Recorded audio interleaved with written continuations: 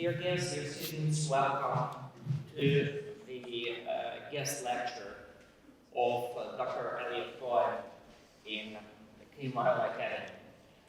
In the name of Ukrainian Strategic Initiative, a Kyiv-Mohyla think tank, which is focused on national security analysis, we welcome our distinguished guest here. We also welcome Professor Dębski, Director of the Polish Institute of International Affairs. We have a national security thinker of a global level here. And for you, dear students, as Ukraine's future elite, it's a unique opportunity to look and to grasp the gravity of Ukraine's independence war in a global context. Learn and enjoy, and please welcome our dear guest.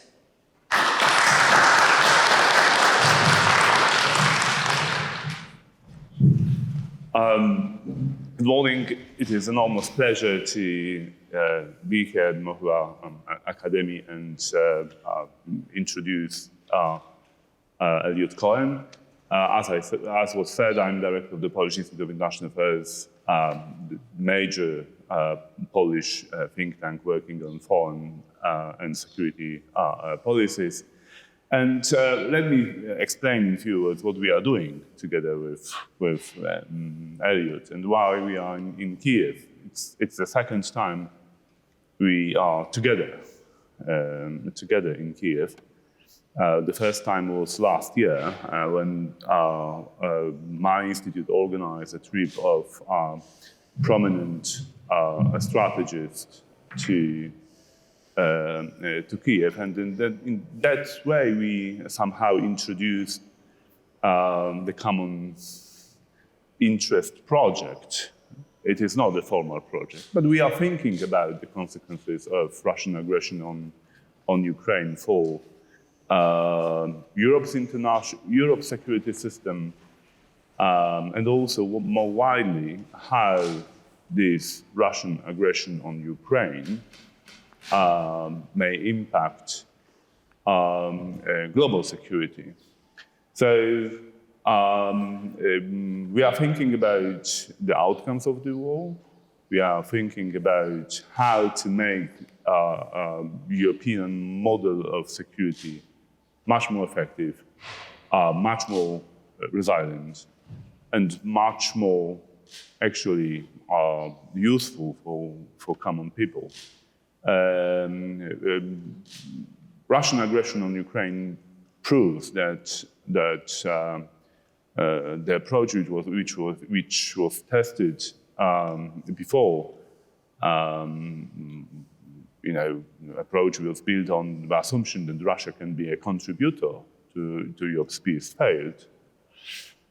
So we need a better model, and Ukraine plays a crucial role into that. We are allies. We are not alone, Ukrainians. You are trying to repel Russian aggression, and you are fighting for your war of independence, of your freedom. But you are not alone in the sense that all Europeans and all members of a free world community are on your side. We don't want to live in the world when the big powers can use force anytime and change the rules on their will. All Europeans, all members of the free world are interested in shaping the security model which actually effectively prohibits what happened to Ukraine. So we are here to learn from you how to make this system more efficient and working. But we also want to tell you and share with you where our thinking is going. And Eliot Cohen is one of the most prominent strategists in the United States, columnist in the Atlantic, very influential strategic mind. And since the beginning of this war, he's preoccupied with the thinking how build our strategies better, how to incorporate this experience, and how to improve resilience on the free world. So I couldn't be more happy to introduce Eliot Cohen to you. And having said that, I would like to pass the floor to Eliot. Thank you. Is it okay Yes. if I want to speak up from the lectern? So thank you for that introduction, Slavik, and for giving me the opportunity once again to come with you on to Ukraine. I just want to begin by saying that it's truly an honor, and I mean this, to be asked to speak in this city, in this country, and at this time in history. I'm going to be talking about the Russia-Ukraine war, but since this is an academic institution and I'm fundamentally a professor, I am going to give an academic kind of lecture, which hopefully is relevant to how we think about this war. And my theme is the relationship between the muse of history, Clio, and the god of war, Mars. And it's more specifically about the ways in which ignorance of history, or I think more often a superficial knowledge of it, can prove dangerous. And perhaps how serious knowledge of history can help us avoid those errors. Now, history has always mattered more to the military profession than I believe to any other. Particularly in well-established armies, even a mere number can evoke a glorious past, be it your 93rd Mechanized Brigade, the American 101st Airborne Division, Israel's 7th Armored Brigade, or for the British, the gallant 40-Trois, the 42nd Regiment of Foot, the Black Watch. Military parades and ceremonial evoke the past, as do mottos and battle cries, campaign ribbons attached to regimental colors, toasts and dinners, anniversaries, and memorial ceremonies commemorating past battles. The military past can be a source of inspiration and sometimes a very powerful one. One study of British battalion commanders before the First Gulf War found that their most profound source of anxiety before the ground war kicked off had nothing to do with wounds or death, but instead fear of disgracing their regiment's history. But armies have other reasons to take the study of history, by which of course I mean military history, seriously. As historians have often noted, wars resemble each other more than they do any other activity. And since wars are relatively rare, particularly big wars, they spend a lot of time focused on them. I've taught in my own countries and other countries, staff colleges and war colleges. Military history is usually the largest part of the curriculum. And military history plays a critical role in interpreting current events as well. Since the virtual and actual battlefields of this conflict are, like every other set of battlefields in the past, obscured by the fog of war, commentators and even officials reach to the past for analogies, and often unwisely so. And the war relationship between history and war goes deeper yet. Winston Churchill captured this essential truth in his biography of his great ancestor, the Duke of Marlborough, where he writes, just before describing the Battle of Blenheim, the following words: "Battles are the principal milestones in secular history. Modern opinion resents this uninspiring truth, and historians often treat the decisions of the field as incidents in the dramas of politics and diplomacy. But great battles, won or lost, change the entire course of events, create new standards of values, new moods, new atmospheres in armies and in nations to which all must conform. Wars are, whether we like it or not, the hinges of history, and we are at one now." But is there any way in which knowledge of history can help us in the midst of a war? Well, as inspiration, of course. Churchill showed us that, so too, for that matter, has your president. Military history can also be an aid to judgment. Winston Churchill's second most important judgment in World War II was about the United States. about its military potential and the likelihood of its entrance into the war and just how decisive that would be. And that derived not only from his visits to the United States, but from his knowledge of American history, particularly the Civil War. And we can document this from the time. His most important judgment was also a historical judgment, but I'll get to that at the end of my lecture. Now, to open the discussion about how history can inform our judgment about ongoing wars, and about this war in particular, let me give you two famous quotes. The first is from the Danish philosopher Søren Kierkegaard: "Life can only be understood backwards, but it must be lived forwards." The second is from the American novelist William Faulkner: "The past is never dead. It's not even past. All of us labor in webs spun long before we were born, webs of heredity and environment, of desire and consequence, of history and eternity. Haunted indeed." These are two profound and generally accepted ideas. The first, that we walk backwards into the future, understanding only where we have been, but not where we are going. The second, that we're always living with and indeed in the past, and only somewhat in the present, and that we are, as a result, haunted by the ghosts of the past. Now, what I want to do is to suggest that both of these observations are largely but not entirely true.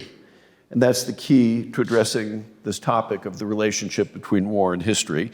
And I want to apply them to three issues in Ukraine's war today. So the first big question is, how and why did Vladimir Putin and the Russian regime launch this war? Now, it's difficult, I think, to remember now just how prevalent the view was in the West, not here, that this war was motivated by Russia's fear of the future, of a Ukraine that would join NATO. NATO expansion, which itself is a problematic term because it's as if NATO wants to do something as opposed to other countries wanting to join it, was believed to be the cause of the war. And this was a very widely held view in Western capitals, including in Washington. Now, it was an amazing misjudgment because the underlying cause of this war rests not only in Russia's past, but I would say even more so in Russia's remembered past. If decision makers had bothered to read Vladimir Putin's article on the historical unity of Russians and Ukrainians, published in July 2021, they would have had no reason to be surprised by this war. And that article still bears rereading, much as does Mein Kampf, if you wish to understand the origins of World War II. It is, like Mein Kampf, a fantasy, but a fantasy rooted in a reading of the past, which, however absurd and untrue, led to actions of incredible consequence. It's all there, the notion that Ukrainians and Russians are one people, part, as he says, of the same historical and spiritual space, all, end quote, descendants of ancient Rus, and indeed the idea that Ukraine's leaders have attempted to justify their rule by denying a past that Vladimir Putin understands and they do not. The issue, of course, was not and is not simply Putin's view, but broader Russian narratives about the past. Take, for example, the notion that Russia has no borders, a slogan often repeated these days on Russian television. A Russian imperial mindset persisted after 1991, just as it persisted after 1917, and it's going to persist for a long time going forward, if not necessarily forever. And if we look to the deep causes of this war, that's where we will find it. The deep imperial beliefs of a Russian state centered in Moscow and in the last 5 centuries of its state experience.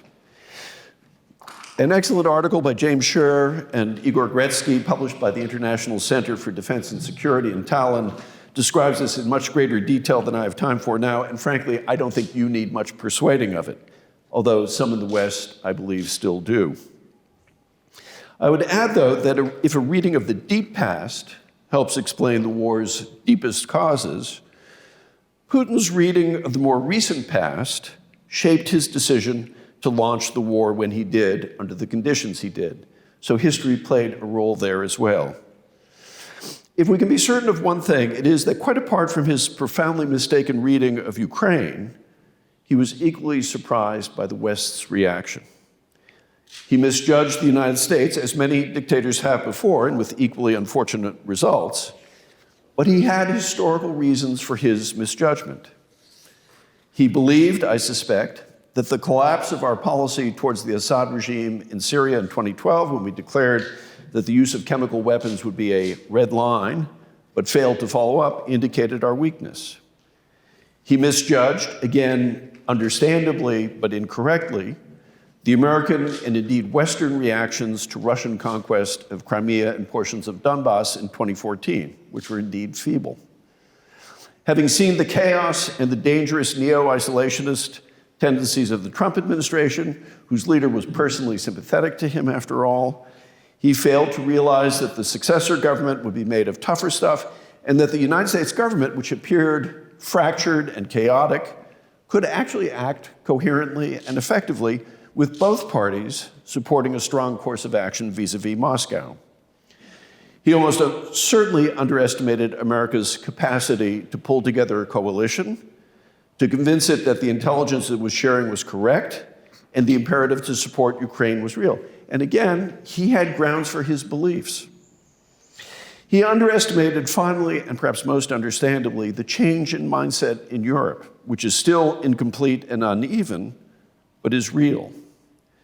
The policy of accommodating Russia, led in a shameless and indeed shameful way by Germany for the last 30 years, conditioned Russia to expect more of the same. Again, he was wrong.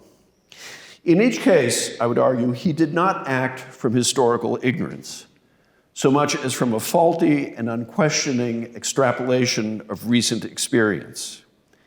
He believed, as most of us do, that yesterday's behaviors will be repeated tomorrow with only minor variations. But he was not the only one to make that mistake.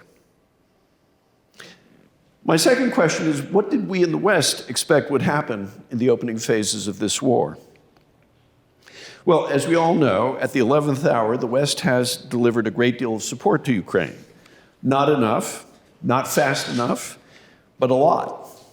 But it hesitated and it delayed. Why? Again, I would argue, because of a reading of history. Let's begin with sheer ignorance. The fact is that the vast majority of officials, soldiers, experts, and commentators knew remarkably little about the history of Ukraine. I include myself among them, and am grateful to two American professors, Serhiy Plokhy of Harvard and Timothy Snyder of Yale, for doing their best through books and lectures to fill that gap. But you know, ignorance is not the same thing as a void. Instead, it's a blank slate, which will be filled up. And for the most part, what was drawn on that blank slate was a version, cleaned up, but still a version, of Vladimir Putin's view of Ukraine's history as being a subordinate branch of Russian history. Ukraine, as a different, complicated, unique country, was simply not understood. A different form of ignorance, particularly in expert circles, was of the changes that have occurred in Ukraine since the Revolution of Dignity a decade ago. Changes in governance, of course, but deeper changes, including generational changes in Ukrainian civil society and politics. As I've said, it is not only our picture of deep history that shapes our reactions, but of recent history as well.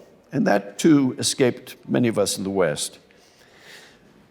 My wife recently retired from the United States Holocaust Memorial Museum as the head of the photographic archives there. And she always likes to say that a photograph represents a double crop, not in the sense of things you grow out of the ground, but how you frame things. It's a double crop. It's a crop in time, because a picture never tells you what happened before and what happened after. And it's a crop in space, because the photographer decides what's going to be in the picture and what's going to be outside the picture. Well, this applies to how one understands war as well. And we got our crop of the war wrong. Our crop of the February 24th, 2022 Russian invasion was that it was the beginning of the war. It was not.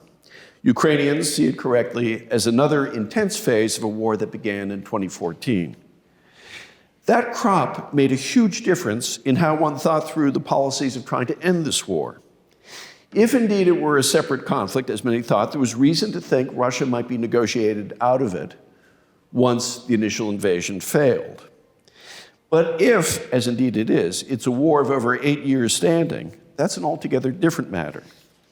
And it's one thing if you think of this as Putin's war, a very different thing if you think of it as, indeed, it is Russia's war. And it's not just politicians and military leaders who misjudge the present by forming a judgment about the past. Historians fall into that trap as well. Early on in this phase of the war, I had a conversation with one very well-known American historian who's made some of the most detailed studies of the end of the Cold War. Yet that focus provided a terrible kind of myopia.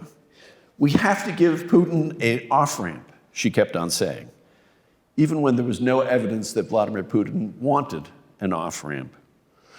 It might have made sense if you were dealing with a Gorbachev or even a Yeltsin, or indeed most of the demoralized Soviet leadership of the 1980s and early 1990s. It made no sense if you were dealing with Putin. And it might have made sense if you were dealing with an empire in its death throes, and none if you were dealing with an imperial state nourished on vast oil and gas revenues attempting to reconstitute itself. In this way, a deep but way too narrow knowledge of history led to a judgment that if it had been implemented would have been foolish indeed. Now, my final question is, how should history shape our understanding of the war right now? Together with my colleague, Professor Phillips O'Brien of St. Andrews University, I'm working on a project that attempts to figure out why Western assessments of Russian and Ukrainian military potential before February 24th, 2022, were so wildly wrong. Some of our findings are not relevant to this lecture, but some are, and let me mention a few. So one has to do with a belief in the sophistication and depth of Soviet and then Russian military thought, which led to a dramatic overestimate of current Russian military doctrine. History played a role here. It had indeed been sophisticated in the 1970s and early 1980s under the leadership of officers like Chief of the General Staff Nikolai Ogarkov. But I would argue not now. The recent past was not a guide to the present. At a more detailed level, military historians will look at the battalion tactical groups that were such a large feature of the new Russian doctrine as misguided and ineffective form of organization. That may surprise them. What will astonish them, however, is why anyone thought that that was a great way to organize a field army. And the answer will lie in an unstated belief that Russian doctrine had remained at the high level of the late Cold War. Recent American wars colored our understandings of what the Russians could do.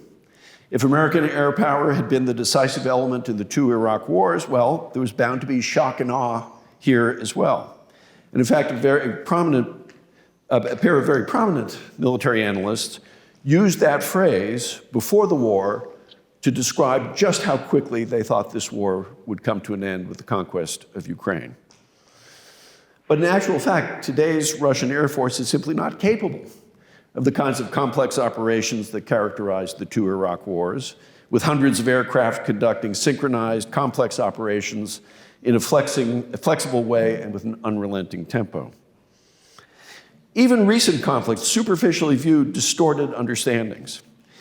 Many analysts went so far as to talk about Russian officers having become battle-experienced or indeed battle-hardened in Syria, when in fact what the Russians were doing there was not war so much as the massacre of civilians from the air as they bombed enemies and non-combatants who could do nothing in response. And at the same time, there was recent history that was ignored, particularly the reform and rebuilding of the Ukrainian military in the last decade. I could go on in this vein, but I want to broaden it out by mentioning some of the ways in which the military past of the 20th century, poorly understood, is distorting our view of operations even today. To simplify a bit, I would say that a superficial reading of the history of World War I is distorting our understanding of the tactical situation. A superficial reading of the history of World War II has distorted operational level judgments, and the history and in some measure the lived experience of the Cold War has distorted strategic behavior. It's Begin with World War I. During operations around Bakhmut, and indeed for the last few months and down to the present day, World War I has been evoked repeatedly and misleadingly. For some, the very sight of trenches conjures up images of the Somme battles of 1916, and with it the expectation of vast and fruitless slaughter in your offensive operations. Before that, of course, the battles around Bakhmut elicited references to the Battle of Verdun. Wrong, wrong, wrong. Dense field entrenchments have been a characteristic of warfare since at least the Civil War in the United States. Verdun was a battle that cost France and Germany equally over 1/3 casualties on each side, over 350,000. Whereas Bakhmut, which was a much smaller battle, as horrific as it was, bled the Russians disproportionately. And indeed, the very idea that modern field fortifications consist simply of trenches with some anti-tank obstacles misunderstands how modern defensive lines have been built. Defenses which, I would remind everyone, were breached first by the Germans in the Michael Offensive of spring 1918, and then by Allied offensives in the other direction in the fall of that year, as were German defenses at El Alamein, as well as on the Gustav and Siegfried lines. Superficial knowledge of World War II has similarly led to misjudgments. Take, for example, the notion that one needs air superiority of the kind the Allies had in North Africa in late 1943, or over the Normandy beaches in 1944, in order to conduct offensive operations. The truth is, air superiority now is extremely difficult for anyone to achieve, and is in many ways supplanted by the use of space for reconnaissance, and drones and precision missiles and long-range artillery for battlefield interdiction. The functions of air power are there on the Ukrainian side today, even if fixed-wing aircraft are not flying over the battlefield yet. And World War II memories had an even greater misleading effect. There are many examples, but the biggest is the notion that the Russian military, like the Red Army, had virtually inexhaustible reserves of manpower and resilience, as well as competent senior officers. And this was an article of faith, I think, in many Western capitals, to include Washington. But it did not, and it does not. The Russian army of 2022 was more than an order of magnitude smaller than that of 1941, which could absorb the loss of over 1 million men in the first 6 months of the war and still have millions more to throw into the fight. Furthermore, Gerasimov, Dvornikov, Surovikin are not Zhukov and Konev or Rokossovsky, and I would note that Rokossovsky was a Pole, and many of the best soldiers and commanders of the Red Army were in fact Ukrainian. The even more important fact is that the modern Russian army is far more corrupt than its World War II predecessor, a fact that permeates every level of organization and accounts for many of its current failures. Memory of the Cold War, historical memory, has led to other errors, most notably in my own country. The administration's fear of escalation in particular, its tendency to slow and incremental decision-making, reflects Cold War habits and a Cold War prism for viewing war. During that conflict, with a few notable exceptions, we prized stability over advantage. And even when we waged war, as in Vietnam, and after the Cold War in Iraq and Afghanistan, as I saw from my own government service, we got used to slow-paced decision-making of a kind that would have been lethal during the Second World War. Now, my point in having said all this is not that we would be better off not thinking about history. That's impossible. In the same way that we can't escape having our personal memories shape our individual thoughts and behaviors. Good historians, particularly military historians, know when to dig into the details. They uncover and highlight the differences between this case and that case. They are a lot less likely to say with the author of Ecclesiastes that there is nothing new under the sun and to move on. But the great historians have something else, a keen sense for change, knowing when the past is alive, when it is acutely relevant, where there is continuity, but equally important when there's a dramatic evolution or a break.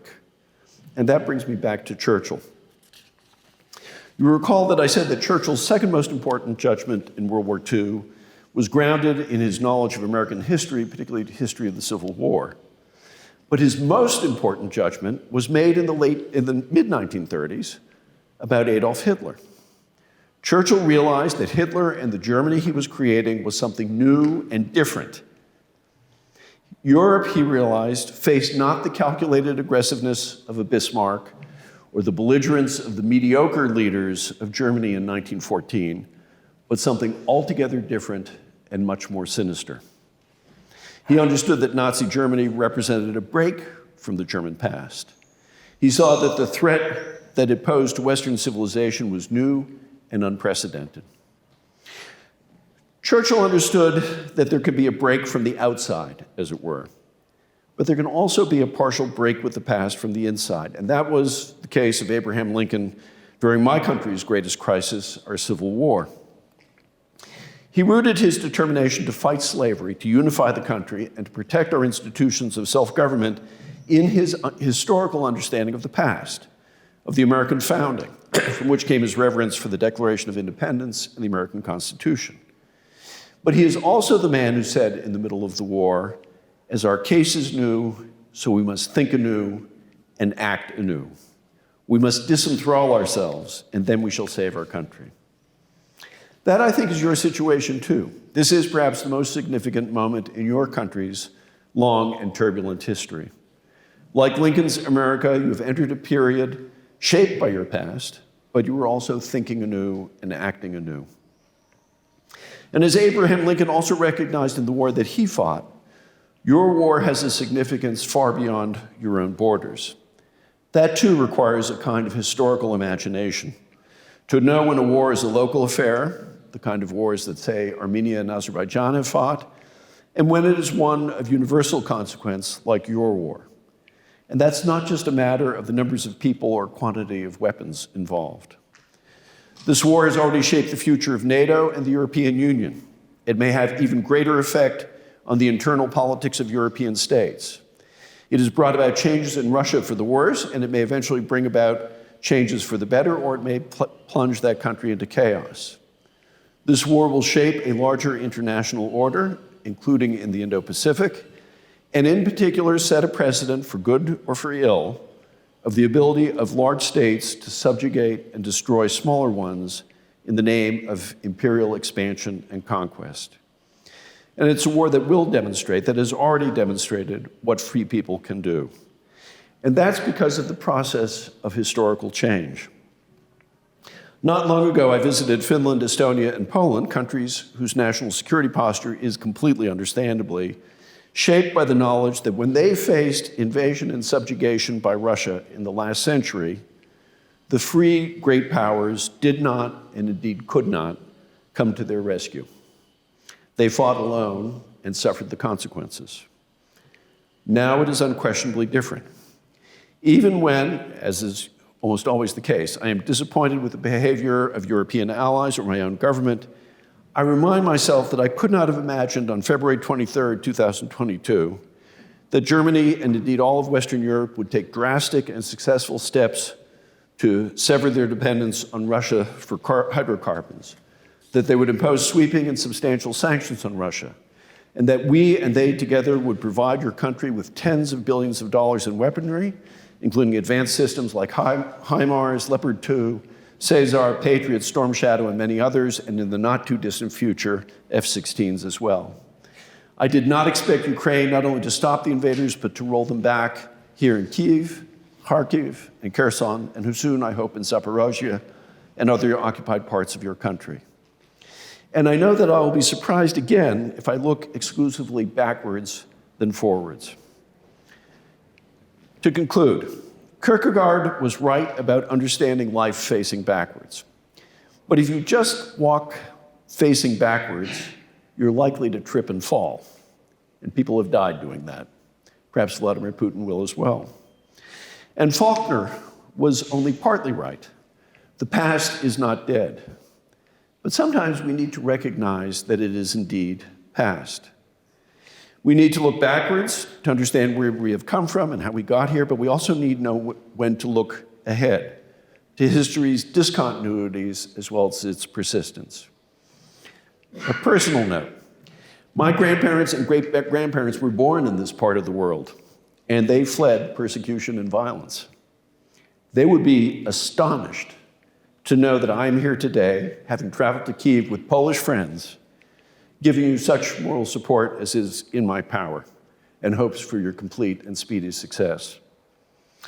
We can never pretend that the past did not happen, or attempt to forget it, or paint it otherwise other than it was. Indeed, I hope I have shown that it's dangerous to do so.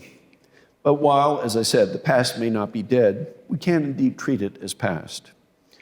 We can only understand this war, its causes, and its course by careful thinking about both the deep and the recent past, the history of Ukraine, of Russia, of my country, and the larger West.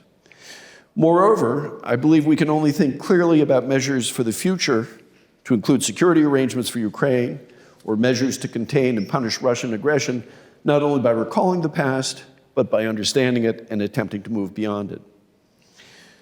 To do this, it is vital that our historical antennae be sensitive. We must appreciate that some things do not change. The importance, for example, of the will to fight, or of the initiative and creativity of a free but fully mobilized society, and conversely, the corrosive effect of widespread brutality and corruption in organizations that are pervaded by cruelty and fear.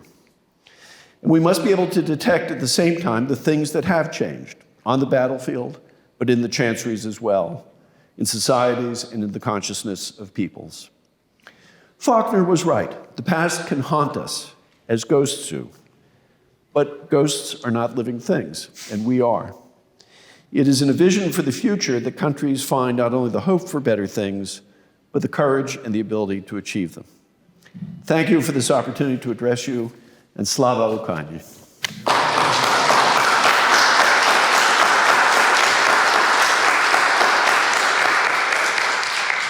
I think we're now having a discussion. Yes. Okay, hello everyone. I think a little introduction is in place because I'm joining the stage. My name is Olga Rudenko. I'm the editor for the Kyiv Independent, and I have the honor of moderating this discussion. We'll have about 30 to 40 minutes, I was told, because as you can imagine, Mr. Cohen has a busy schedule in Kyiv. And I'm going to open with one or two questions from myself, and then it's up to you. I'm going to take questions from the audience, so prepare a question. This is obviously in English, but if you have any trouble formulating the question or you need to translate it, I'm going to help you out. So think of the question, and we can start. Thank you for an amazing lecture. Somebody who loves history, I really enjoyed it. But I actually wanted, if you allow this, to ask something about the present. And this is a question to both of you. Something that is really scary to all of us in Ukraine is to see in Western media and in the public discourse the repeated calls for a compromise to end the war that are based on the notion that this war can't be won for Ukraine and for the West. And it almost seems for us as if in the West there is some notion of Russia that is too big to fall, that can't be defeated militarily, primarily because of nuclear weapons. And this informs this discussion about, the only way to end this is for Ukraine to give up some territories and make some compromises and promise to never join NATO and so on. So in your view, why is that still the case? Is that something that can be, is this something that is the view that is dying out and we can defeat it and persuade everyone that we can actually win this? Or, is this a prevalent view? So,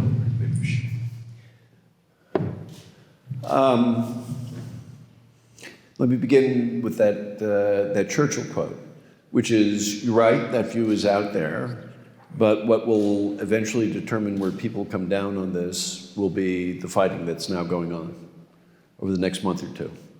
And depending on what kind of successes the Ukrainian military has, I think that will be the thing that will really determine people's view. I mean, I agree that there's a view of Russia as too big to fail. Of course, the last time that was used was about institutions that failed. But that can be called into question on the battlefield. The nuclear issue is more serious, and that's actually where I'd be the most critical of my own government, which I think talks about it way too much, since actually the nuclear weapons are effectively, I believe, unusable. There's nothing that Russia could really do with nuclear weapons that wouldn't leave the situation much, much worse for them, and I'd be happy to go into why I think that's the case. So, I understand, and I certainly understand the concern, but I think if you think about it from the point of view of not a Ukrainian looking at this, but if you're a citizen of some Western country, you can understand why people would be thinking that.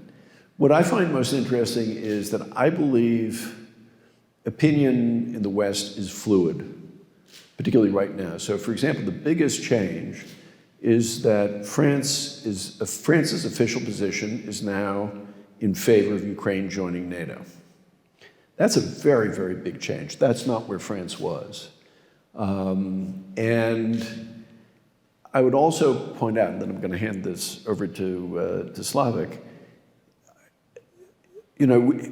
we've had all kinds of things. We said, well, Ukrainians can't really operate HIMARS, or they can't really operate M1 Abrams tanks. Or for sure, F-16s would take them, 2 years and be provocative and so on. And if you look at those, we get pulled across, or my administration gets pulled across that line each time by events.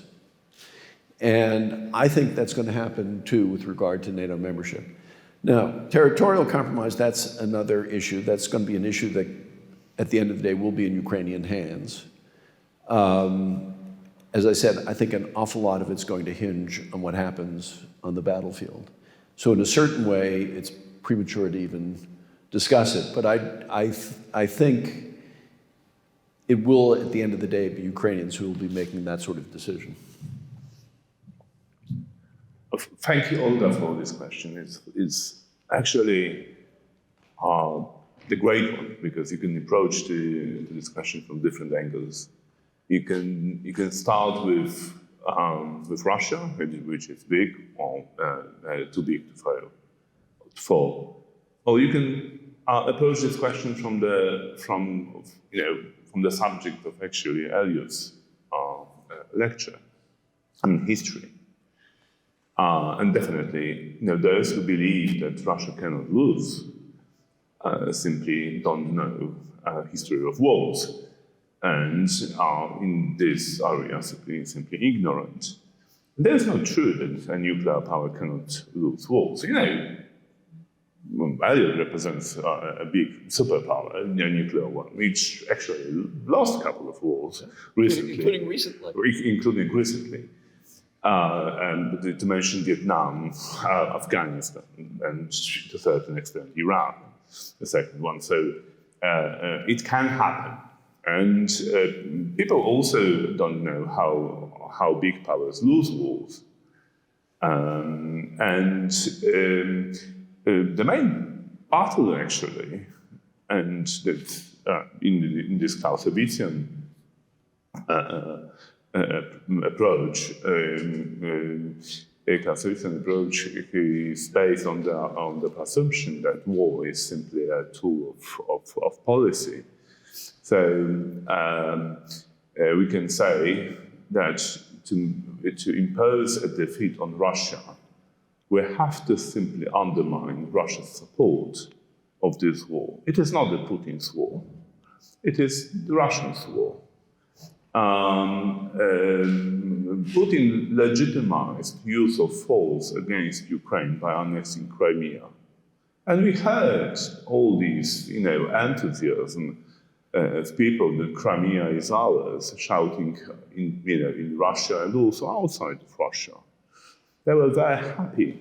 And they were happy with Putin, who annexed Crimea, making it again part of Russia. And they were happy about themselves, about the part that they are happy to live in the moment when Russia again regaining territories it lost some time ago. So to win with Russia, to impose the defeat of them, we have to do something with this enthusiasm. We have to delegitimize this war in the eyes of the Russians. We have to undermine Russia's support both for war and for Putin. And to those who say that it is a war of conquest, it is not true. And Eliot, in his lecture, mentioned the quite famous Putin's article about the relationship between Ukrainians and the Russians, published in July 2021. And I think Eliot was the first one who I heard who compared this Putin's article to Mein Kampf. That was a really fascinating comparison. I fully agree. Because this, in the way this article laid down justification for this war. If there are no Ukrainians and only somehow distorted Russians, then we can justify use of force for those who would like to make them not Russians but Ukrainians. Exactly the same way how Hitler justified his aggression and his vision of the world. So, in a way, we have to undermine the logic, ideological logic of this war. So we have to hit this article, this reasoning, and we have to prove Putin was wrong.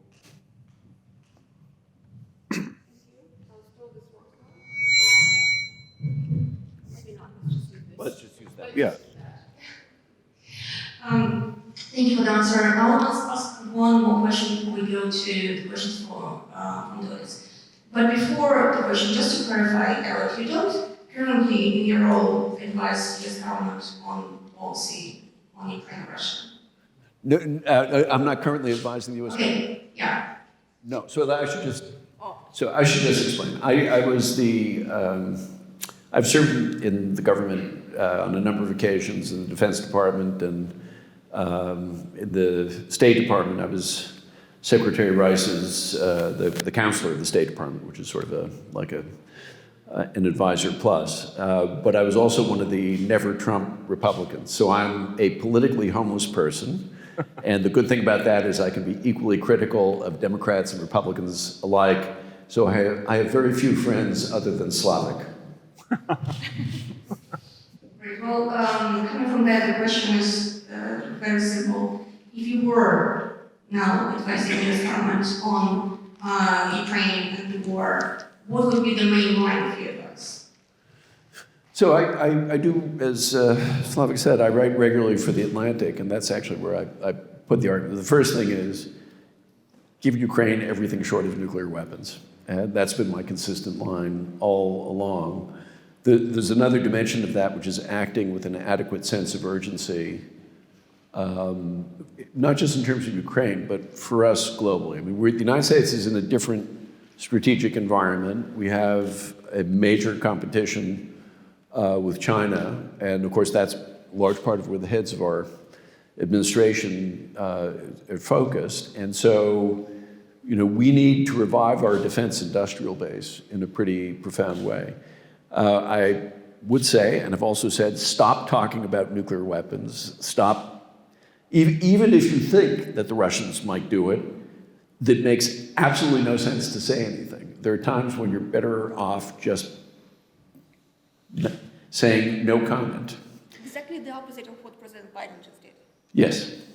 My basic view of him is he's better than his predecessor, but that's about it. I mean, actually, that's not fair. I give President Biden a lot of credit for how he handled the run-up to the war. I give him a lot of credit for coming through on aid to Ukraine eventually. I give them a lot of credit for creating a coalition. Where I think they've failed is, in the sense, in having the kind of drive to make sure that this is a Ukrainian victory, and from our point of view, equally important, a real Russian defeat. And that I think that logic has somehow, which is a logic of war, has somehow escaped them. And I think there are interesting kind of individual personal reasons for this. There's the reason of sort of the lived experience that they have from the Cold War. I think that's particularly true of Biden, because I think many of his frameworks are Cold War frameworks. So the truth is, from my point of view, they get sort of a middling grade, and Lord knows they were infinitely better than a President Trump would have been, although I believe not as good as a President George W. Bush would have been. And while we're on that, how concerned should we be about 2024 and the prospect of the second Trump administration?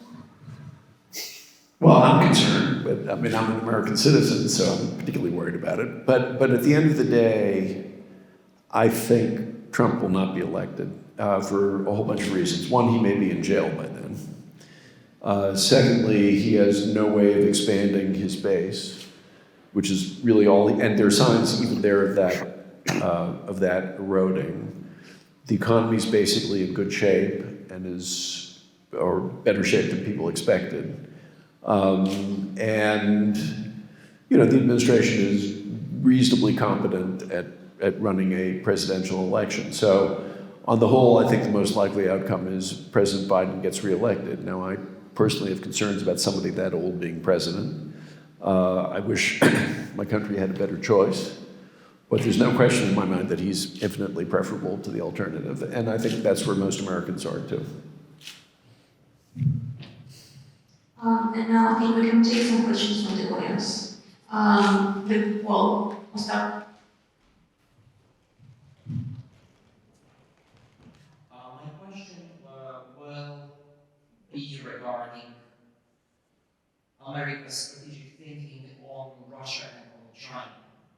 When you come to DC, many times you really hear that it is China that is a problem and Russia is actually, well, some obstacle, but we shouldn't look into China, we should think about China. I believe that Russia is a part of China problem. How would you shape the thinking about that challenge for China and its Russia dimension? Thank you. Yeah, so again, I think a bit of relevant history, which is that every administration since wow, that's dramatic. Every administration since Bush has wanted to get completely out of the Middle East and shift its attention to China, which is indeed our largest strategic rival and competitor. It's arguably where we have some of the greatest stakes. And each administration, be it Obama, Trump, or Biden, have equally failed in being able to do that. They haven't even been able to get us out of the Middle East, which, that's a point of universal American consensus. We would rather have nothing to do with the Middle East. And, the problem is, to paraphrase Trotsky, that you may not be interested in the Middle East, but the Middle East is interested in you, and so you don't get to escape it. And the view of Europe was, yeah, Russia's kind of a problem, but we have well-established institutions here, above all NATO, that we don't have in the Indo-Pacific. Russia is, as an economic power, is smaller than South Korea. Unfortunate what happened in Crimea and Donbass, but we haven't been thinking about Russia as that kind of strategic problem. And the truth is, there is still a lag, and you can see it in our official documents, in the National Security Strategy, the National Defense Strategy, and so on. I think it is gradually dawning on people that the Sino-Russian relationship is a very unequal partnership, but it's a real partnership, and we're going to have to face it that way. And the truth is, our Asian allies see it that way too. I mean, it's quite interesting what, say, Australian or Japanese attitudes towards this war have been. And I think they see it as a unity. So I think, once again, facts are kind of pulling people along into seeing it as a common problem. I think I wouldn't say there's complacency about Russia in Europe, but there is I think there's a common view that NATO works, that's why people want to join it. The Russians have not taken a swing at any NATO country, and they won't. With all the drawdowns in Western forces over the years, we still have military superiority, which actually I believe is true, particularly in air power.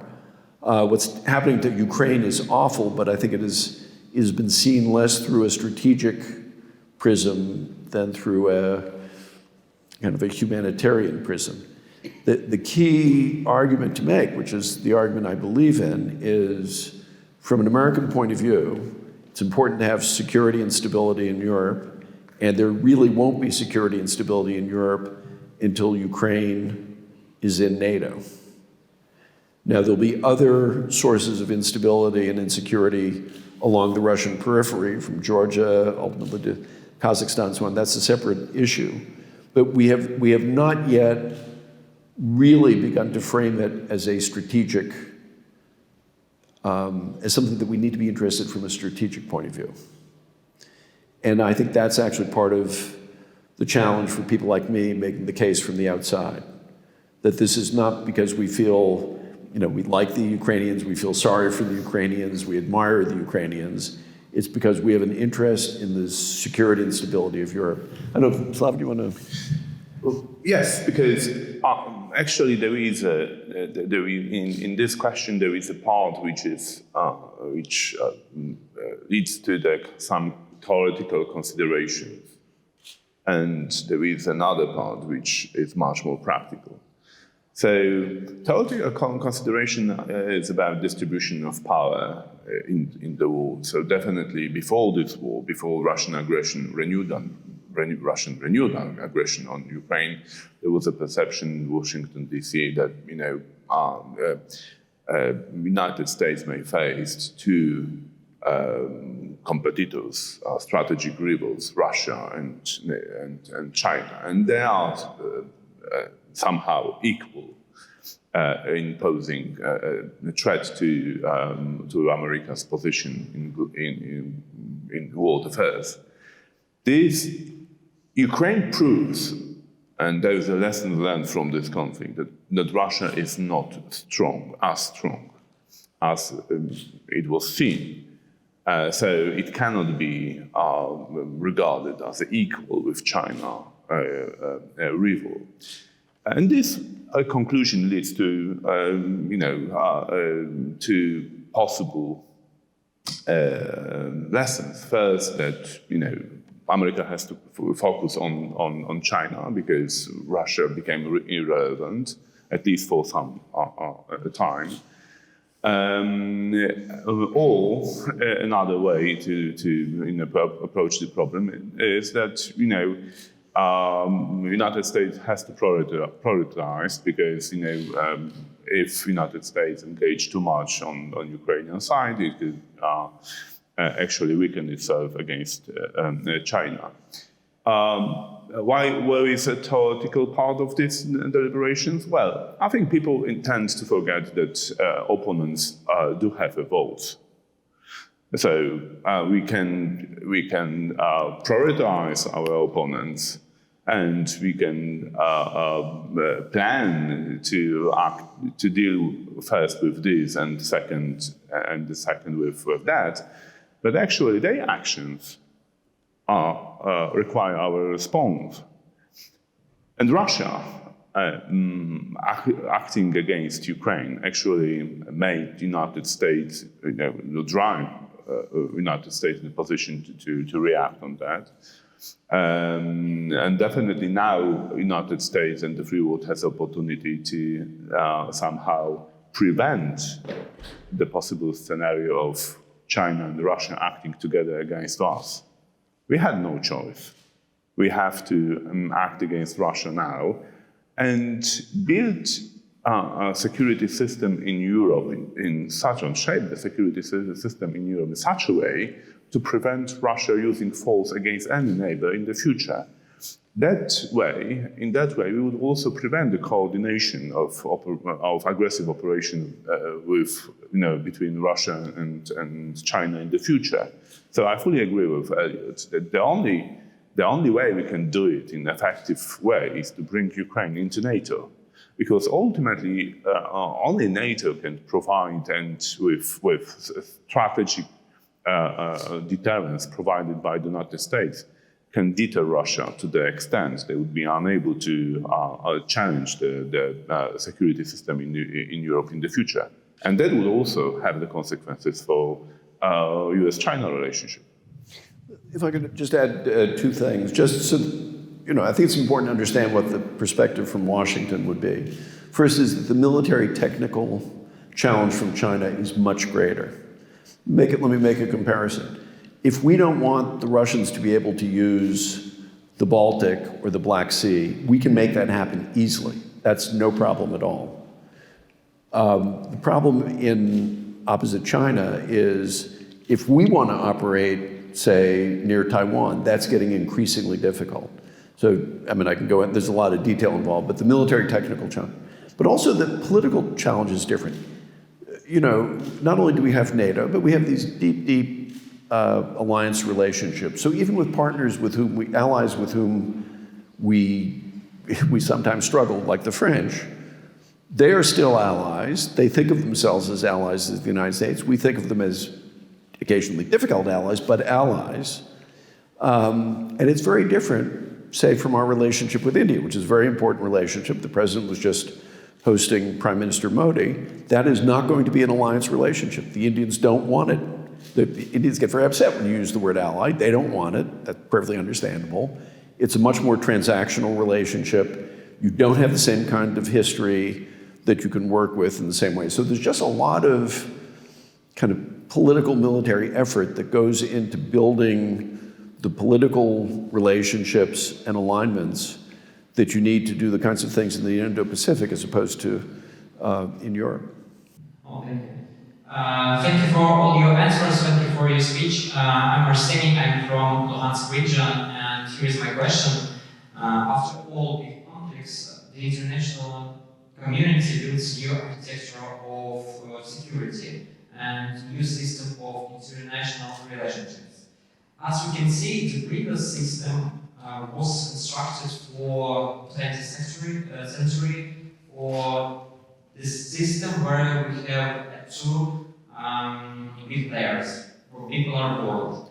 And now it has a lot of weakness. For example, weakness of Security Council in the United States, United Nations, in front of the situation when there is a war between a nuclear country and a non-nuclear state. So, can the Ukrainian war become the occasion of reforming or developing new new system of international relationships in the world? And if yes, which place in this system will take Russia? We can't ignore them like it was with Germany after World War II, the Great War, excuse me. And I would like to hear your thoughts about that. And for Ed, which place will take China in this new system? Thank you. So, in some ways, actually, what's happening, I think, is reverting to some of the past. We were both at a conference together in Tallinn where a German diplomat got up and said, for the last 30 years, my country has thought about security as being something you do with Russia, and now we think about security against Russia. Well, that's actually going back to the past. That was the Cold War, right? That's the idea of NATO, security against Russia. So in some ways, what we're doing is we're reverting to some older patterns. I think we're also reverting to some older patterns in terms of American leadership. And again, here I will give credit to the Biden administration. the way they handled the intelligence dissemination before this phase of the war, it undid the doubts about American credibility following Iraq in 2023. That's actually a very, very big deal.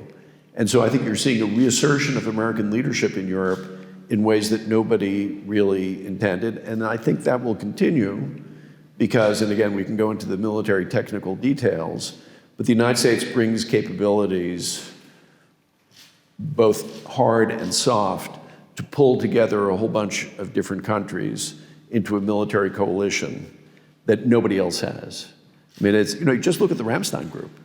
It's what, 54 nations, I think? I mean, this is the kind of thing we've been doing for decades and decades and decades. Nobody's going to substitute for that. So in those ways, I think it's either continuity or actually reverting to the past. We're clearly in a different world with China being what it is. And although China actually has big problems ahead of it, the emergence of China on the international stage is going to be, it's a world-changing event. And not just the emergence of China, it's also the rise of India and other states.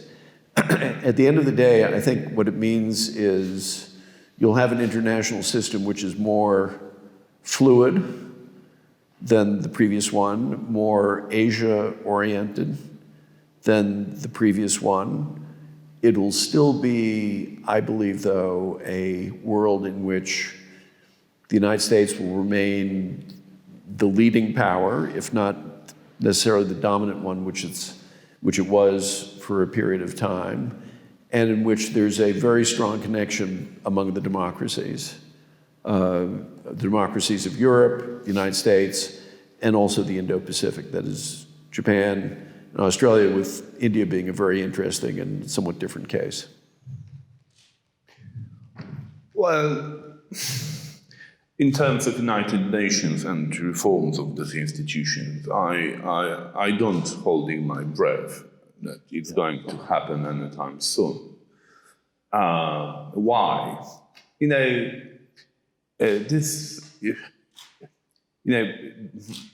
Constitutional orders. Let me use this following parallel. And I would like to use the term a constitutional moment. So, constitutional moment happened when actually in the situation when there is a wide consensus within the country or internationally, allowing to establish new rules, new order, new institutions. So we are now quite far from any kind of situation like this. We do have a joint institutions created after the Second World War. We delegitimize war of aggression. War of aggression is illegal, and even Russians know this. It is not a coincidence that they use all possible terms to name their aggressions against the neighbors. Not only now. Secretary Blinken actually in his recent speech delivered in Helsinki made this parallel between the experience of Finland of 1939 and the Winter War and the experience of Ukraine. Showing that in neither cases the Russians used a proper term to call their operations. They didn't confirm that they are at war, neither with Finland nor with Ukraine, and for the reason that it allows them to delude themselves that Russia has never attacked anybody, and they really believe in this. I'm a historian of Russian diplomacy, Russian foreign policy. I know a lot of Russian historians who really believe that Russia has always been on defense, defending itself. In 1939, there was no aggression on Poland. There was Ostrobodětní pochod. Now there is a special operation against Ukraine. So, to cut the long story short, we cannot imagine a reforming of institutions in which Russia is a member with Russia's consent, and it cannot be done without Russia. On the other hand, because there are no procedure to kicking the country violating the United Nations Charter out of the system. So League of Nations did this actually. In December 1939, the Soviet Union was kicked out of League of Nations. It was, the last brave decision of this institution. It was empty because it was unable to prevent wars in Europe. Now, I think we have to find the ways to live with Russia as a member of United Nations Council, Security Council, and building and strengthening other institutions, including NATO. We have to bear in mind that NATO is built upon United Nations Charter. United Nations Charter provides the ground on which the collective defense is exercised by NATO. So we need to strengthen this institution, these institutions which can help us to build security and peace against Russia, because Russia is now undermining peace in Europe. I can ask you to just quickly touch upon the subject of post-war Russia, because you spoke about Russia as a member of international institutions, but what does Russian domestically look like after the war? Because that is such a very important thing. Who can come after Putin on the eternal question? I think none of us take the arts in Navalny seriously. Just yesterday, Navalny's, can call it party movement, published a video announcing that they are starting a campaign in Russia to promote anti-war views. And if you have any hopes for some revolution after that moment, that video just ends it because it can't be more out of touch with reality, because the whole idea of the movement is to get rid of Putin, we have to patiently work with public opinion for a long time. So 20 years into dictatorship, that's the approach. So, and that just, that emphasizes this huge question mark for the future of Russian domestically. Well, this is a huge question, actually. To cut the long story short, I think we have full hands of work helping Ukraine to repel Russia's aggression. So I think we don't have neither time or the need to go beyond this and trying to spend more time to design Russia's future. Ultimately, it's the Russians' business. It's up to them to shape their own country. And then, sorry, I'm going to contradict you on this, because this is actually shaping a lot of the discussion on Ukraine's war and Russian defeat, because the notion is that Russia must lose, but it can't lose too cumulatively or too devastatingly, because the whole let's not let Russia fall apart view. And again, so we are coming back to this very important point made by Eliot in his lecture, and this famous Putin's article of July 2021, because we have to make Russia withdraw from the reasoning behind this war. So we have to deliver the message to the Russians that no, they are not going to destroy Ukraine. No, they would not. We would not Putin and the Russians to annihilate Ukrainians, and Ukraine will not only will survive but will prosper, no matter what Russians are up to. No matter what kind of domestic order they are going to shape, and no matter what they're thinking about Ukraine. Ukraine has absolutely full right to become independent, to to exercise its independence, become a member of any organization they want, and they have absolutely full rights to live at peace. So this message has to be delivered. And, I don't care whether we would achieve this with humiliating Russia or, by other means. I mean, we should not bother too much about this. It has to be achieved. It has to be imposed on Russia, because otherwise this war will continue. And there is also the kind of the argument that if we push for a kind of the ceasefire, we would end up with another Russia's aggression, but a few years later.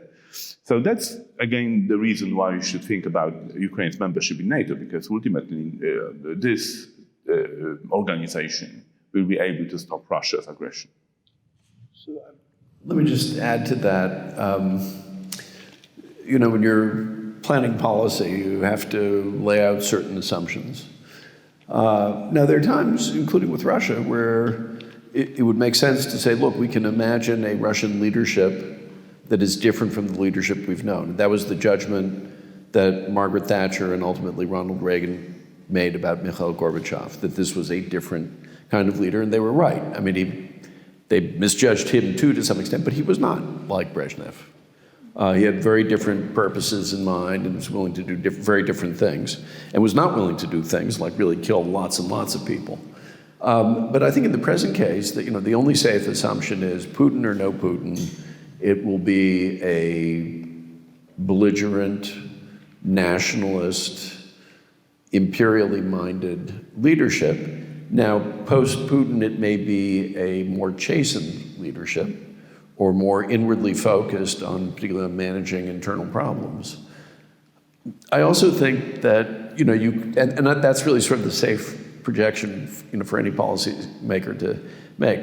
The argument you sometimes have is, well, you don't want to push them too far because then Russia would dissolve in anarchy and that would be a terrible thing and we don't want that. In a way, that's just a silly argument because, first, there's nothing, if Russia's going to fall into chaos, there is nothing we can do to stop it. I mean, it's, I think particularly in my country, you have to remind people periodically that you actually really don't get the decisive voice in whether there's going to be a civil war somewhere or upheaval of some kind or another. So that's really the first thing. But the other thing is it won't present itself as an operational problem. That is to say, there won't be a moment where we'll say, if we stop delivering M1 Abrams tanks to Ukraine, Russia will not disintegrate. There's just that decision will never confront us. It'll be something that people talk a lot about, but it will never actually kind of bubble up to the level of a presidential decision, which has operational consequences. Thank you. Mr. Katan, what was one question from the audience? Yes, you are going to have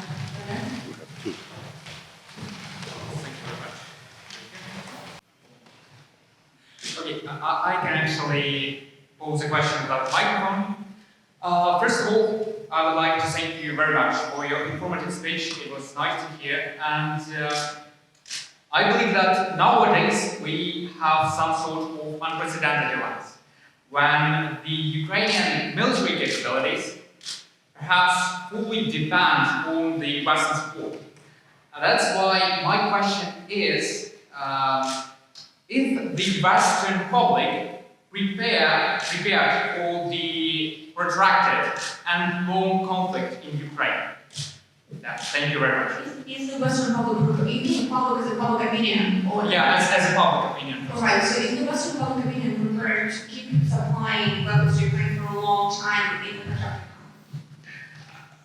By and large, I think the answer is yes. I mean, one of the things that astounds me is one of the things I've been critical of the Biden administration for is the president has not given a sort of set piece, speech from behind the Resolute desk in the Oval Office to say, this is why Ukraine matters to us, and this is why we need to do what we're doing. And yet, despite that, if you look at the public opinion polls and all that, there's support for it. if you look at just the external manifestation, how many people are flying Ukrainian flags, the support is there. There's some weakening on the Republican side. There's also a little bit on the margins on the Democratic side. But on the whole, the consensus is there. And the reason why the consensus is there is, I'll just speak for the United States. We like plucky allies who don't ask for American troops to defend themselves. It's one of the reasons why we've continued to supply the Israelis for a very, very long time. And Ukraine certainly fits that bill, and so there's, I think, that basic reservoir of support and goodwill. There's actually something of a danger in that. I mean, just today, for example, there was an editorial in the Washington Post, which I'm going to write a critique of on the airplane on the way home, saying, well, this is actually the model for the future, is the U.S. relationship with Israel. In other words, make sure they have a qualitative military edge. We keep on giving them military aid, but we don't have to bring them into a formal alliance. And actually, that's, I think, from your point of view, and even more so from our point of view, a bad idea. I mean, I think it is much better to have a Ukraine, which will require continued military aid and let alone economic rebuilding aid, that is inside NATO. And so there's, actually, I sort of worry about that we could easily just end up going down that path. I don't know if you want to speak to that, Slavik. Very briefly, I think in Europe, I think there is a clear distinction between countries neighboring to Russia or close to Russia and countries that are in much more comfortable geographically positioned. So those who are close to Russia and do have some experience with Russian occupation, Russian aggression, I think you should not worry too much. We know that our role is to mobilize our other allies to raise awareness that Russia has to be defeated, because if not, we will be constantly under threat of war in Europe. So, and I think, countries like Poland, like Estonia, like, Czech Republic, we are quite efficient in mobilizing Americans, mobilizing other Europeans. First, we didn't have much illusions about the nature of Russian imperialism, and we didn't believe that we can change Russian way of thinking by, developing trade with them. There were others who did believe that. We were rather skeptical, and what 2022 and 2014 first proved that we were right, unfortunately. So I think we would continue like this, and Poland would continue like this. I mean, trying to mobilize, trying to show what's possible. Poland was not only a consensus broker, but also a consensus breaker. We're trying to push the consensus behind Ukraine in the free world to the higher level. We proved that we can send tanks. We proved that air defense can be sent to, the Patriots can be sent to Ukraine. And ultimately, we also were the first who said, okay, if Ukrainians need airplanes, we can send ours. And the reaction first in Washington was a kind of the panic. No, it will be escalatory. We were moved, our American allies, from one escalatory level to another escalatory level, and nothing happened. One other thing I would say is, echo something I said in my lecture. As concerned as one should be about particularly sort of the sustainability of European support or even American support, you really need to step back and say, could I ever have imagined that the Germans would be willing to send, lethal munitions, Leopard 2s, air defense missiles and stuff like that into a war zone? Yep. No. Would I have thought that the French would hand over a quarter of their self-propelled artillery to Ukraine? No, I wouldn't. And I could go on. And I do think we have to periodically remind ourselves there has been a shift. Churchill was right, you know, battles affect moods and atmospheres. And we're in a different place. Europe's in a different place, and the United States is in a different place. Now, whether that will be adequate or, you know, the intensity will be the same, that's, I think, perfectly legitimate to ask questions about. But it's important to step back and acknowledge there really has been a change.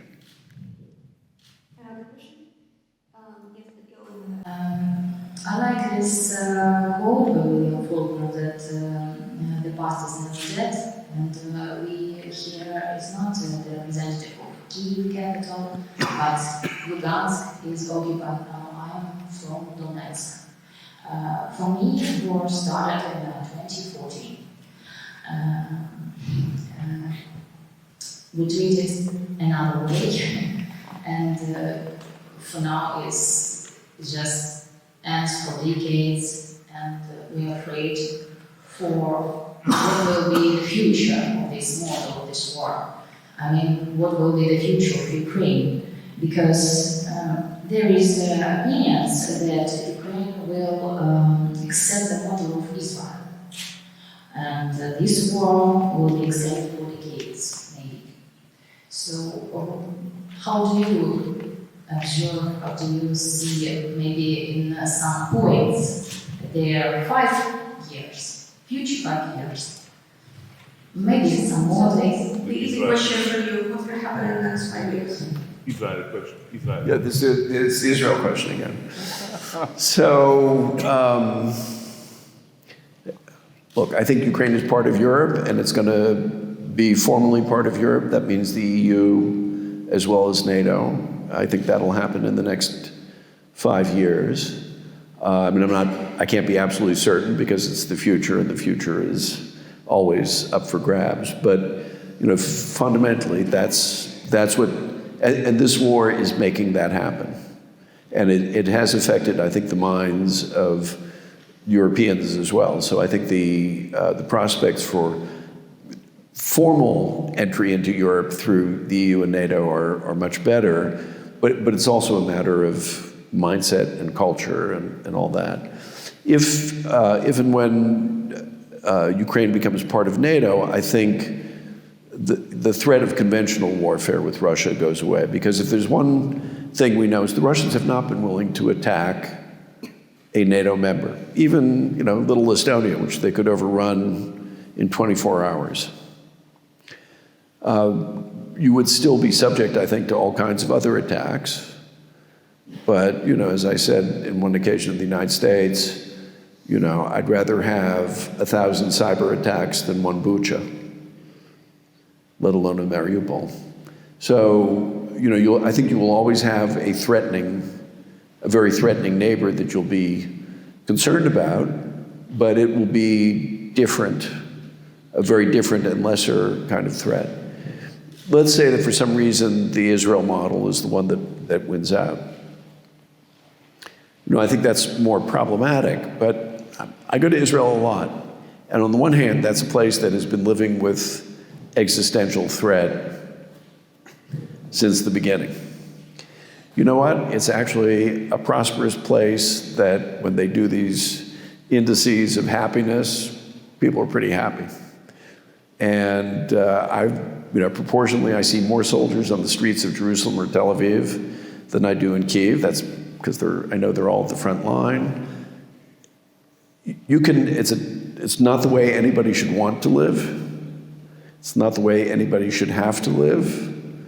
But I think if this war culminates in, you know, very serious Ukrainian successes that are really decisive, then I think, you know, even that future is not as bad as one might think. But it may be a future, I mean, it will almost certainly be a future where you will have to be well armed, have a large army with men and women going off to do military service, in which the possibility of a real war is something that you think about a lot, and that might even happen. And I wish it weren't so, but I think that is part of your future. But on the whole, you know, and I tend to be a long-term optimist, even when I'm a short-term pessimist. I think Ukraine does end up in NATO, and I think that really dramatically affects your security situation. And I absolutely believe that's a Ukraine that is seen as part of Europe. Let me quote Lenin for a moment. So there is a famous sentence attributed to him that there are ages that nothing happens, and there are days that when ages happen. So now we are in the situation when ages is happening. So Russian aggression on Ukraine, it is war transforming Europe and its security and its organization, its way of thinking. And definitely, I fully agree with Eliot, if we remind ourselves where the world was a year ago, or in March 2020, when actually helmets delivered to Ukraine was seen as a big step. So we can see a dynamic of developments. So we are on the right track. How this war and this situation, this moment of time can end up, I think we should imagine we should imagine how we should create the system which is effectively working in providing credible deterrence against Russia, because Russia would be aggressive and would remain aggressive and would try to undermine Ukraine and undermine security system in Europe, because Russia believes that this system is working against the interest. So what our job is to counteract and build as effective system providing peace and security to Europe as possible, and that would mean Ukraine's membership into NATO, because all other options we can consider would only provide instability instead of stability. And if we want to close a window of opportunity to Russia to undermine European system, there is no other way but to include Ukraine into NATO. I'll add one other thing, which is that unless there's a kind of liberal revolution in Russia, which I don't expect, Ukraine will be an existential problem for Russia in two ways. First, as Zbigniew Brzezinski and Dominic Levin and a whole bunch of other people have said, without Ukraine, Russia is not an empire. I think that's basically true, and that's certainly true of the Russian self-conception. But the other thing is, to the extent that Ukraine is a prosperous, lively, democratic state, that'll also be a kind of existential problem for Russia. So what that means is you're going to have to find a way to live as a, liberal democracy, but with a sword on your hip, and being vigilant. And that's unfortunate, but it's also completely doable. One more sentence, because this famous line that Russia without Ukraine cannot be empire was attributed to Zbigniew Brzezinski. But the first one who actually coined this line of thinking was Józef Piłsudski in 1919-1920.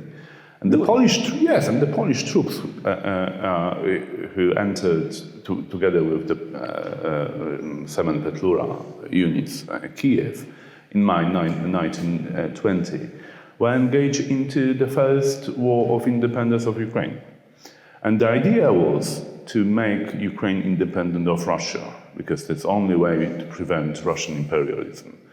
We failed 100 years ago, and unfortunately, we are again in this situation when we have to fight war against Russian imperialism, and the Ukrainians are paying the highest price. But definitely, this idea is much longer than Zbigniew Brzezinski piece of 1993. I accept that as a friendly amendment.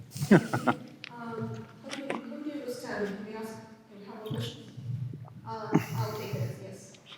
So, I don't know which one you go first. I think there's just So, at first, I want to say that thank you for coming here, and my question is, after Russia started its invasion in Georgia in 2008, our then Minister of Foreign Affairs went to the United States to announce that Ukraine would be the next target of invasion. But then non-preventive measures were taken to help Ukraine. So my question is, why did it happen? What were the reasons to ignore the problem that was coming? So, a little bit of personal history. I was working for Secretary Rice as counselor when Russia invaded Georgia. I remember her giving Sergei Lavrov a furious tongue lashing over the phone. And then I was sitting in the back taking notes, and then she said, "Okay, counselor, we're going to Tbilisi." And so we went over there, and at first we went to France, because for a variety of reasons, the French wanted to take the lead. In any case, we helped stabilize the situation. I would say we didn't fix it. But the thing that was striking to me is after that we went to Brussels, and she had a meeting of all the ambassadors, and she said to them, next year, I'm going to be in Palo Alto playing golf. But if you don't wake up, next year you're going to be here talking not about Georgia, but about Ukraine. So it was interesting. She was saying that in 2008. September. Yeah. Now, and she meant it. And I think, if the Bush administration, if there wasn't going to be a third term, but if there had been, I think you would have seen a major shift in American policy towards Russia. I mean, to be honest, she didn't like Putin, she never did, and she didn't like Lavrov, and she never did. But I think she was of that group who thought you could deal with them. And I think Georgia actually changed her mind. I think the Obama administration had a very different view, and it stemmed from a number of things. One is, first, anything that the Bush administration did was bad. And so they were going to try to avoid following the same lines. Secondly, I think they thought of themselves as very forward-looking, and conflict with Russia was the past. And so, we don't need, we don't want to engage in Russia. I was one of now Senator Mitt Romney's advisors during his presidential campaign. And there were some very heated words exchanged between him and President Obama on Russia, because Mitt Romney took the Russian threat very, very seriously. And, unfortunately, from my point of view, he lost. So I think the Obama administration was simply not willing to take it all seriously. And to be fair, this is also, let us remember, before the Revolution of Dignity, and before a lot of the changes in Ukraine that make Ukraine a much more attractive partner than it is today. So the image that people had of Ukraine was, I wouldn't say of a failed state, but corrupt, failing, not quite sure who they really were, all that sort of thing. Which is not fair, not accurate, I get that, but that's not the point. The point is, what were the perceptions? So I would say that was the case. And then, finally, the Obama administration, like the Trump administration and like the Biden administration before this phase of the war began, wanted to turn its attention to the Indo-Pacific, and there were good strategic reasons for doing that. I think that you know, that this to explain what happened and why Obama's administration made a kind of U-turn in the American policy towards Russia can be explained by domestic politics and the domestic reason, and that was the main driver. Obama's administration wanted to blame Bush administration for all mistakes made in foreign policy, starting from Iraq, then Afghanistan, then Guantanamo thing. And they really believe that it was a mistake made by Bush people in Bucharest in 2008, when they promised made the pledge towards Georgia and Ukraine that they would be a part of NATO, and that they provoked Russia. So they really believe that Russia's aggression on Georgia was provoked by the Biden administration. They really believe in that.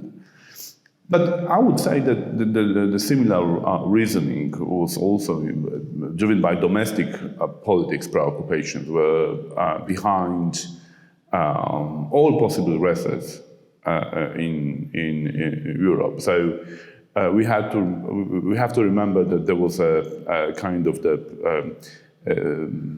shift in power in Russia that was Medvedev, President Medvedev, and Putin became a prime minister. So there was a kind of a new hope around, and people jump into that. Jump into Germany, jump in Poland. They simply try to develop better relations, and of course blame for all Russia did to their political opponents in the political domestic opponents. That was unfortunately a huge mistake. It shows that how important is a consensus of basic strategic assumptions. Without this consensus, if we allow ourselves to drive the wedge into to this consensus, we can end up with big political failures, big strategic failures. And the approach to Russia, Wendel durch Händel, I mean, making a peaceful Russia through trade, failed.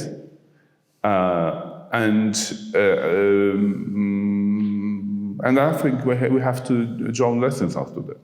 Yeah, there's one other thing to remember. Well, two other things. One is a lot of our perception of the Georgia war was colored by our perception of Saakashvili, who was eccentric, to say the least, and a view that although the war is obviously Russia's fault, Saakashvili contributed to it. So I'm not saying this is correct, I'm just saying this is what the view was.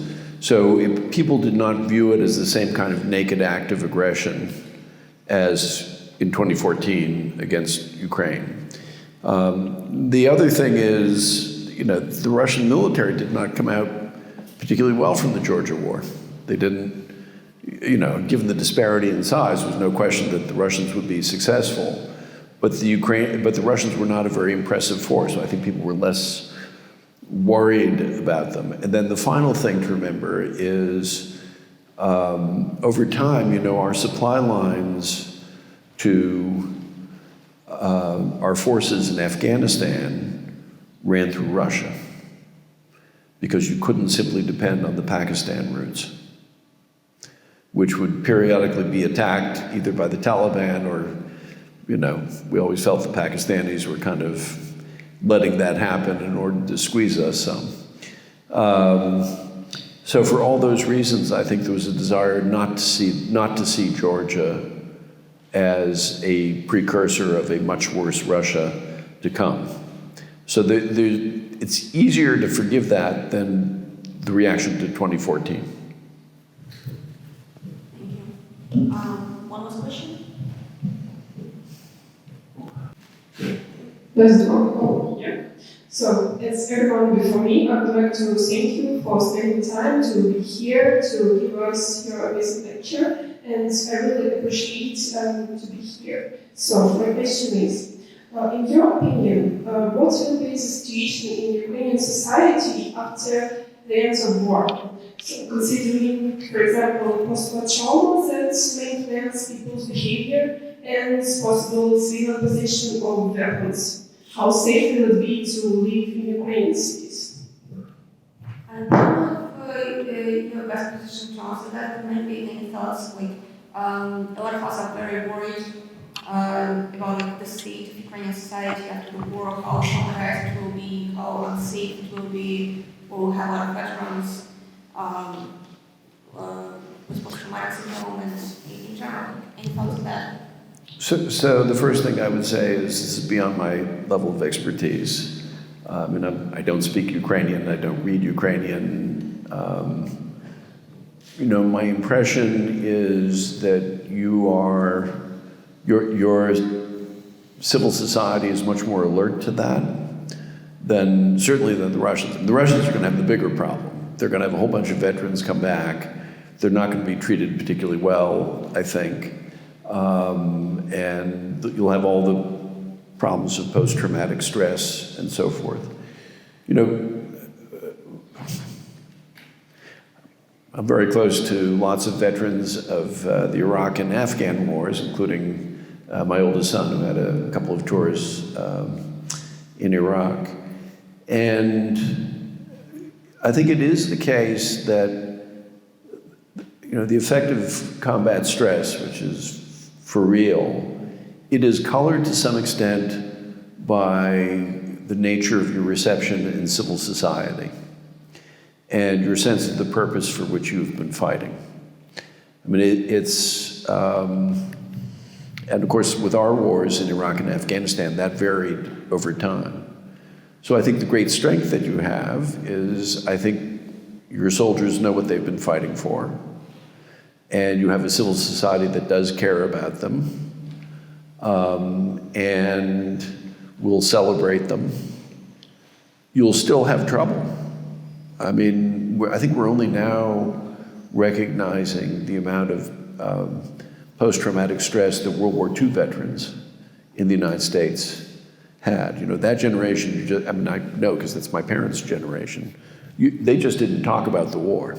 You just didn't discuss it. And what that meant for a lot of people is there was stuff that was locked up, that was inside their heads for a long time in ways that wasn't entirely healthy. And, I think we understand much better how to help integrate people back again.